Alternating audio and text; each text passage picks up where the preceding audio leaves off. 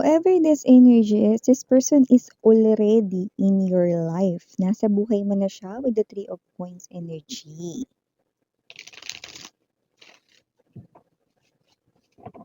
So let us see. I just saw the Page of Swords. So whoever this energy is, this person right in here is someone, no, na inaalagaan kayo, always there for you, like a friend, someone who's always there. But there's something about this person's energy. There could be things that this person here can't tell you because I'm getting that this person here, no, ay parang merong reaction sa kanyang throat chakra. Okay? Don't get it wrong. I'm not pertaining sa throat illnesses or diseases, no? Ibig sabihin nun parang may mga bagay na hindi niya masabi, may mga bagay na kinikip niya from you. So, let us see. Pero parang tinatago niya yun kasi para sa kanya rin, no? Okay? Unahan ko na kayo hindi yun tungkol sa pangangaliwa or third party or whatever. Let's see let's see.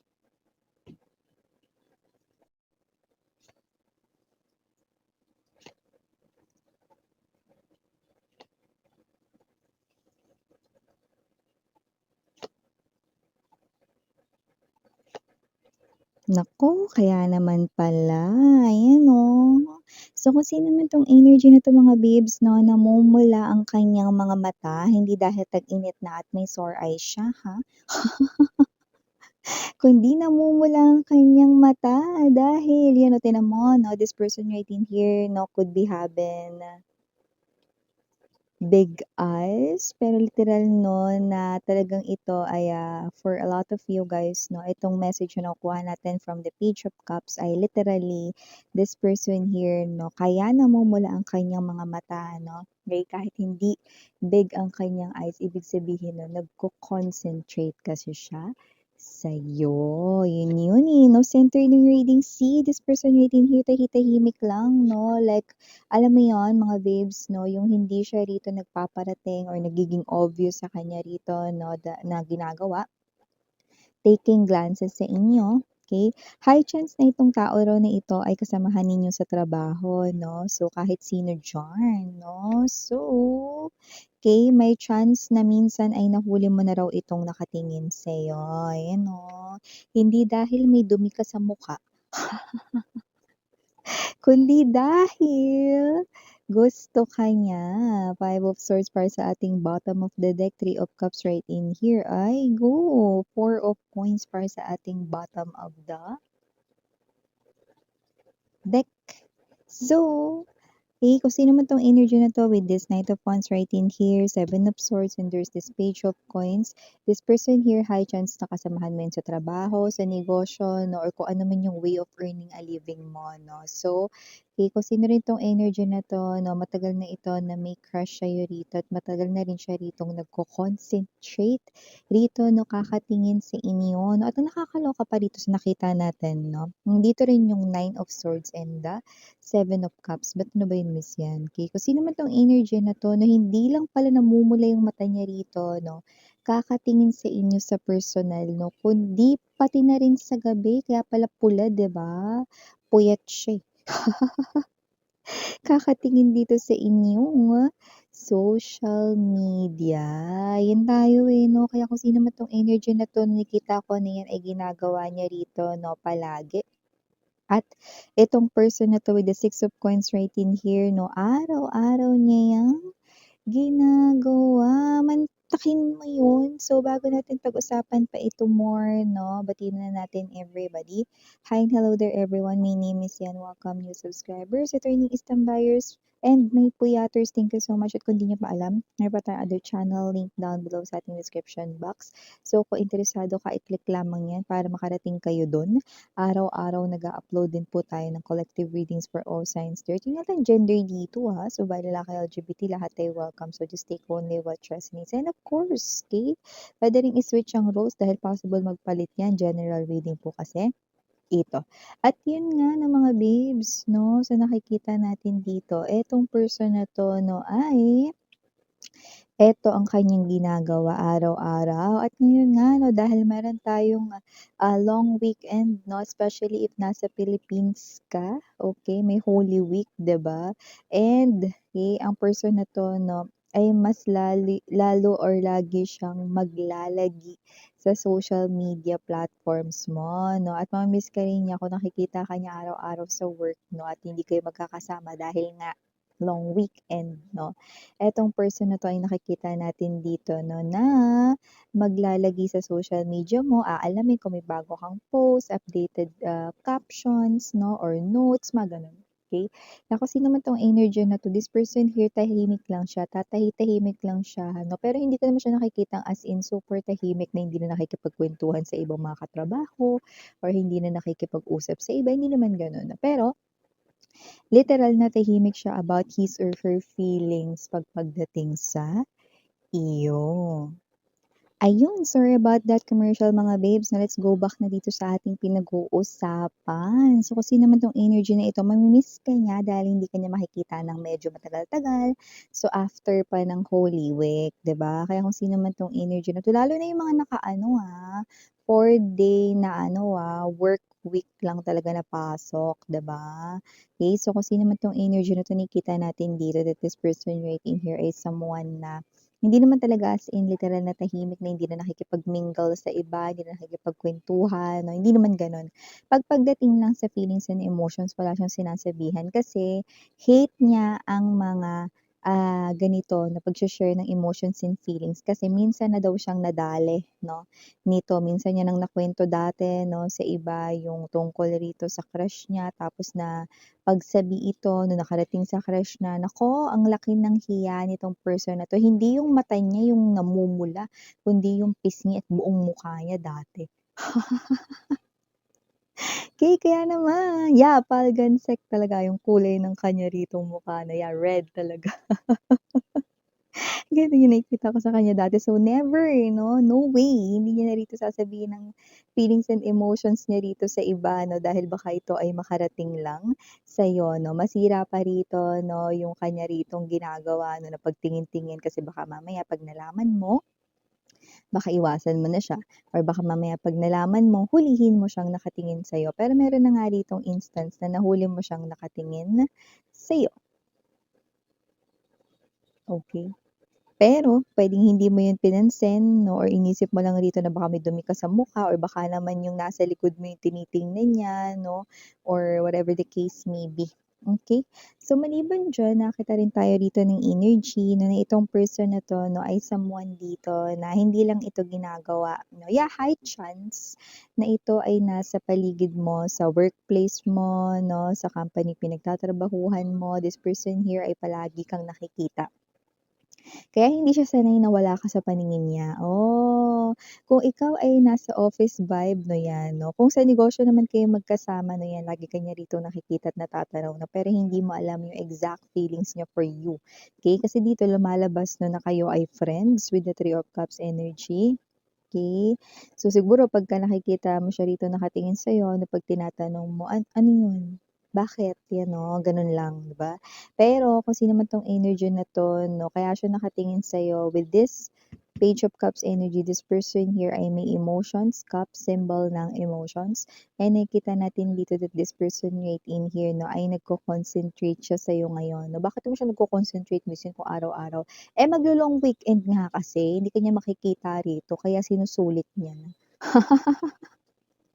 Hangga't nakikita ka niya ng personal, see, gano'n siya, miss 'yan, ka-attracted sa'kin, yes, gano'n siya ka-attracted sa'yo 'no, bagay na you might think too good to be true but hindi. This is definitely true. This is the truth about this person here. Ace of Swords right in here, yes. And nakikita ko 'no, that you are someone right in here na posibleng hindi talaga makapagpahinga ng bonggacious ngayong Holy Week dahil mararamdaman mo ang energy niya 'no. Pero ikaw ito na maaaring bothered, hindi ka mapakali, hindi ka rin makakatulog 'no, kahit gusto mong magpahinga parang, "Ay, sayang naman 'tong Holy Week na 'to, ang haba pa naman ng pahinga. Hindi naman ako makatulog, ano ba 'yan?" Siya yung may kasalanan 'no, parehas kayo ritong puyat kasi iniisip ka niya rito at ikaw naman, ano ba yun, hindi ako makatulog, gusto kong pahinga.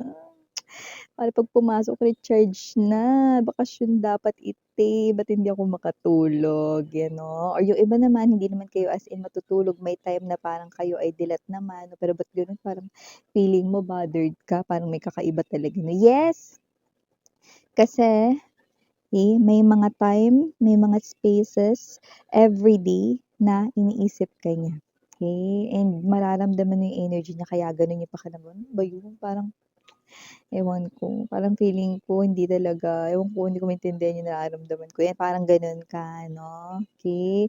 So, parang iniisip mo na agad 'no, na negative yung nararamdaman mo 'no, pero hindi, someone here ay thinking about you, concentrating thinking about you, okey. So, parang, ito yung mata ng isda na bilasa. Parehas kayong puyat pagpasok 'no. So, kung sino man 'tong energy na 'to 'no, akalain niyo lang na parang, "Oh, tignan mo muli yung mata mo, puyat ka kasi sinusulit mo yung bakasyon na mahaba." Ayan 'no. Pero yung totoo, okey, nagko-concentrate siya rito sa'yo. Okey? Five of Swords energy ay ang energy rito with the Three of Cups and the Four of Pentacles energy. Whoever this person is, hindi pa enough yung lakas ng loob niya with the Page of Coins energy 'no, to confront you about his or her feelings and emotions for you 'no, dahil ang inyong status right now ay friends 'no. So, hindi niya pa kayang i-let go yon, yung friendship na yon kasi baka mawala. Hindi kasi siya sure, hindi sa feelings niya for you kung hindi hindi siya sure sa posibleng puwede mong maging reactions dito sa kaniyang sasabihin 'no. That's natural, that's normal for someone who is, thinking if magko-confess ba ng feelings and emotions because they might lose the friendship, okay, that started it all, okay. So, yun yung iniisip niya 'no, and also nakita ko rin dito 'no, that this person with the Four of Pentacles energy ay someone dito na hindi niya rin alam if you will accept or even give him or her a chance 'no, na makita mo siya bilang man or woman in love, 'yan. Lalo na yung iba sa inyo, you've been friends for years, 'yan, okey. So, parang simpleng kabatak, simpleng kaibigan lang 'no, ang turing mo sa kanya rito 'no, and hindi niya rin alam na yun pala ay magbabago one day 'no, at yung one day na yun dumating na. Actually, yung iba na tingin ko rito mga 2 years na siya ritong may lihim na pagtingin sa inyo, 2 years!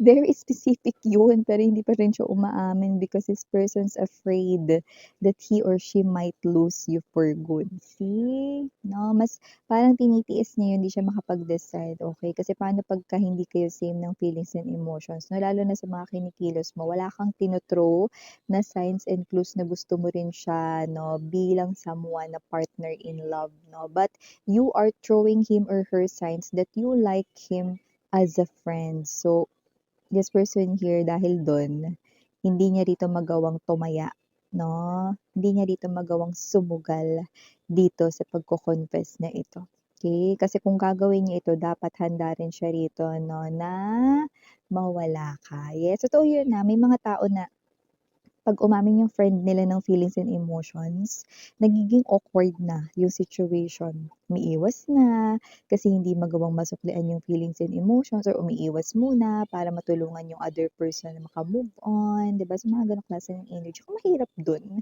magmo-move on ka, hindi naman naging kayo. Yun ang mahirap na kinakaharap ng mga taong may mga gusto na hindi naman sila gusto ng person. So yeah, yan ang kanyang mga iniisip rito, 'no? Ay nakikita ko patuloy ang inyong pag-uusap especially sa online. Possible rin na itong person na 'to 'no, ay person rito 'no, na mabilis rito na like approachable, mabilis mo siya rito nakakausap, nako-contact 'no. This person right in here ay maaasahan mo. That's what I'm seeing. And also, whoever this person here na nakikita ko dito na itong tao na 'to 'no, ay someone na hindi nakikinig dito sa sinasabi ng iba, okey? Yung self niya lang talaga dito. That's why this person here ay nag-ooperate from the place of kanya ritong, past experiences 'no, especially yung dati na yung may sinabihan siya, I don't know, kasi nakakita ako ng naka-uniform, so puwedeng kaklase niya dati. Sinabi niya dun sa kaklase niya na yun na puwedeng kasabay niya lagi 'no, during lunch 'no, na kumain together with baon kung sino yung crush niya, okey? At puwedeng sinabi nung tao na yun doon sa crush niya na crush siya nun, 'di ba? So, puwedeng ganun yun. So, na-trauma siya dun 'no, kasi hindi niya alam kung anong gagawin lalo na kung nasa iisang classroom lang sila. See, may mga trauma talaga ng hanggang ngayon, yun ay, tawag nito, nagre-resurface pa din, 'no? So, yun ang nakikita natin from this person. However, itong tao na 'to 'no, ewan ko pero mahilig siya sa cup, okey? Yung ano lang, tamang cup lang, hindi yung pamorma na parang pang-rapper or hip-hop 'no, hindi gano'n 'no. Yung normal cup pang essentials, okey? Mga gano'n, okey? Parang, gano'n and also, okey, just take only what resonates but others puwedeng ibang, cup yun, okey? And whoever this energy is, another clue that I'm picking up right in here is that this person here ay someone na, possible 'no, na nag-iisip muna bago niya gawin ang isang bagay. So, siya yung klase ng energy na hindi ka niya mabibigyan agad agad ng sagot.